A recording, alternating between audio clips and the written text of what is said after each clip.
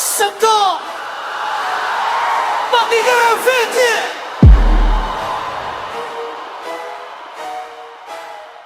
Simulan na ang beat, iba to ang salita tungkol sa dilubyo na ginawa ng buwaya. Flag control black, pera ay pinaano, trilyon sa pool. Saan nila napunta mga Pilipino? Animo, nangangaluno.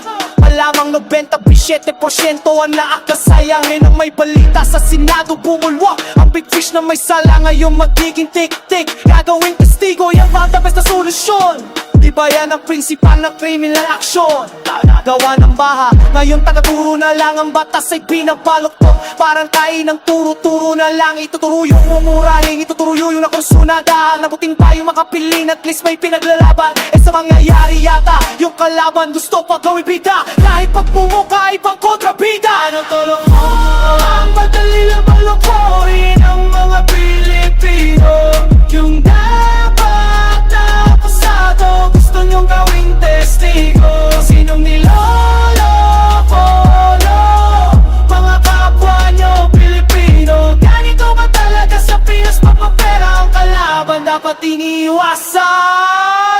Pwede magtanong sa lahat ng nasa pwesto, is guilty raw ang witness, di ba yan ang resto? Eh kung siya ang nagbalangkas, siyang arkitekto, bakit siya protektado? Di piso ang bagsak netong si Procopio Romualdez sa media. Bakit pangalan niya parang nililinis? Pero ang kasaysayan hindi madaling ma-erase. Kaya't mga Pinoy wag na magpapagamit ang pagbabago, hindi sa usapat kundi sa pagkagalit. Sa sinabayan, hawakan ng mic, dahil pagbuwaya ang tumestigo, ang sistema ay tinetilubo.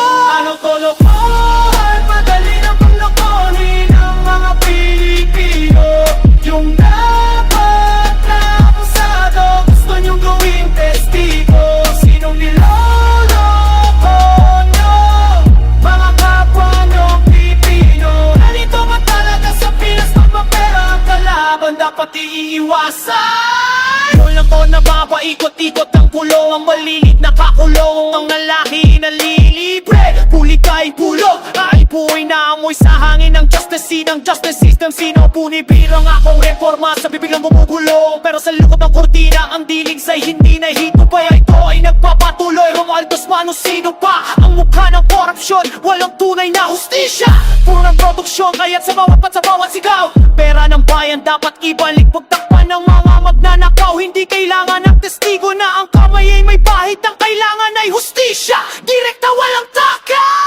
Ano tulukan? Madali lang panglokohin ang mga Pilipino. Yung dapat na pasado, gusto nyong gawing testigo. Sinong niloloko nyo? Mga kapwa nyo Pilipino. Ganito ba talaga sa Pinas? Pag mapera ang kalaban, dapat iniiwasan.